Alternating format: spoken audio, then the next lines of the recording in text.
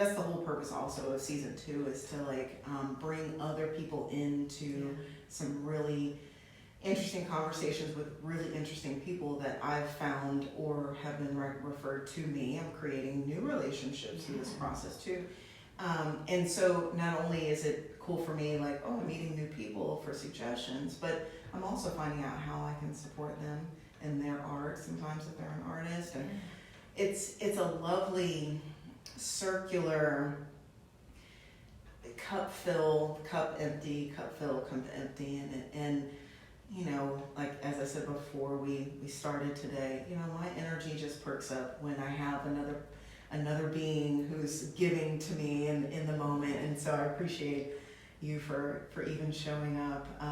And it's been just, I don't want and this sounds so trite or corny, but I really don't want the ride to stop. As kind of tired as I am from you know, living life like we all are, you know, doing our 9 to 5s or whatever, this extra fun stuff, while it does require a lot of energy and focus for me to do what I want to do, it's also very much life-giving. And so it's a huge compliment to the process for anyone to participate. And I think those are, well, thank you for reaching out to me and thinking I'm interested in this conversation. I love it.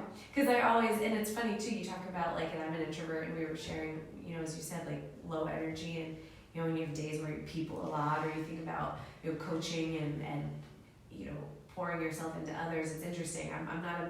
I can do the big crowd thing, and I've taught myself and really exercise that muscle, so people are often surprised when I say I'm an introvert. But these are the types of conversations that do sort of like bounce me back up. Like I like a one-on-one. I'm not a big small talk. I can do it again, but I'm not a big small talk person. I like to deep dive. I'm like that person at a party who will meet someone and be like, so like, what's the saddest thing that ever happened? I would never really do that, but like, my dog does. Yeah, people will come over and I'll be talking about like some deep dark secret and like, whoa, okay. And those are the people whose energies I gravitate toward. It's in some coming episodes, you guys will see it, but that drop of a hat, it's not a conscious litmus for me. It's just because I agree with you 100%.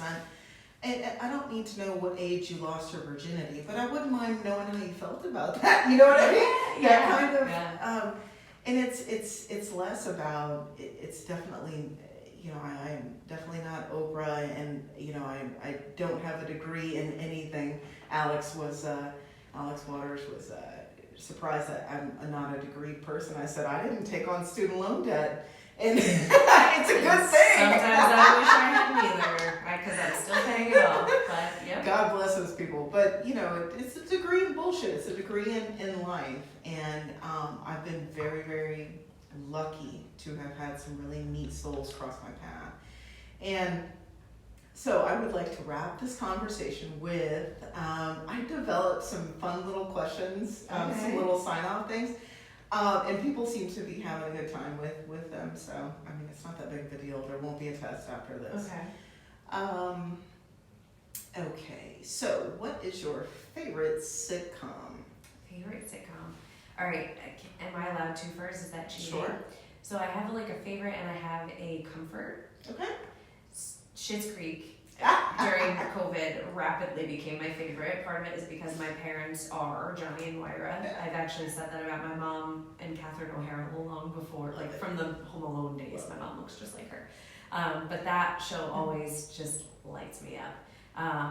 You know, and I have others, like I love The Office, I love Parks and Rec, but my comfort show is Friends. Oh. And I actually didn't even appreciate it as much when it was on live, but there's just something about the nostalgia of it that I have like a few favorite episodes that when I'm just having a really bad day, that show reliably lightens anxiety and just makes me laugh, even when I know that what the joke is that's coming.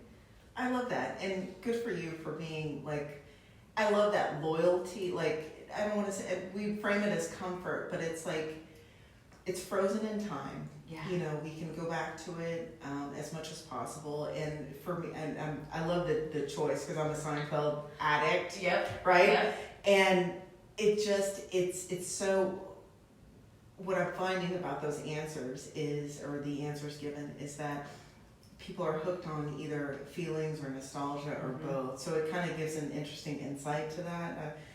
Maybe I should have pursued a degree in psychology. I don't know. It's never too late. It's never too late. It's never too late. As an aside, I would love to know your thoughts on Matthew Perry's biography. Oh, I have not read it, but I'm aware of it. Tore it apart. It's a lot about his sober journey, and when I've had some of those conversations, I'd love to hear your thoughts on it. I am so far behind on book goals this year. I mean, add it to you'll read it you could read it in a day. Okay. It was, and maybe potentially it's because I love the show and I like read it in his voice, and I think Matthew Perry, the actor, and Chandler, the character, are also very similar. And he kind of talks about that, but he grips you with his story and his struggle and his journey in it. I blew through it. I think you really, I think you might like it. Thank you for the rec. I might have to just go ahead and purchase it. I'm on a not purchasing books, but I might have to. Only because I moved across country and realized how many books I had. Okay, fascinating. Okay, are you a sunrise or sunset person? That's really tough. I would count myself more as a night owl, but I more so appreciate a sunrise. Okay. So like I go to bed late, but when I can get myself up to see the sunrise, I absorb it more. And we my family and I, we go to the Outer Banks, not every year, but every couple of years. And that's like always my favorite part of that trip. And that's, talking about my dog, like I'd get Izzy up early in the morning and she'd be like, what the hell are we doing? And we'd go to the beach to watch the sunrise. That's precious. And I respect both sides of that. I've had my night owl days, but I've been fully functioning and appreciative as a sunrise person for many a year. I'm trying to get back to that schedule. Yeah, it's hard. To each their own, because I think if we honor our energies, there's gifts in both. Yeah. Just honor your energy and do exercise your essence whenever you can. I love that. Okay, and then finally, this is such a crazy one for me. If you were a Care Bear, what picture would be depicted on your belly? What would be your Care Bear stare? Oh my God, that is like core memory unlocked. I haven't thought about Care Bears.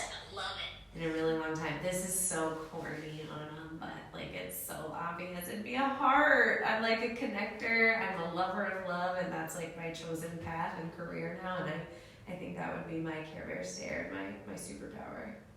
There's always room for more love in the world, always, and you are definitely a love delivery device. I appreciate that. No, your contributions to the community at the Capital Region, people look upon you fondly with good reason. And it's been a real delight for me to expose my friends, if nothing else, my friends down in Texas when I decided I went through this coaching deal.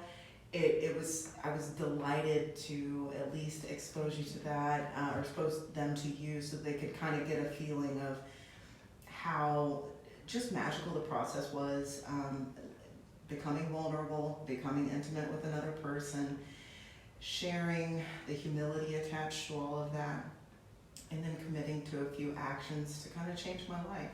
And you've helped with that.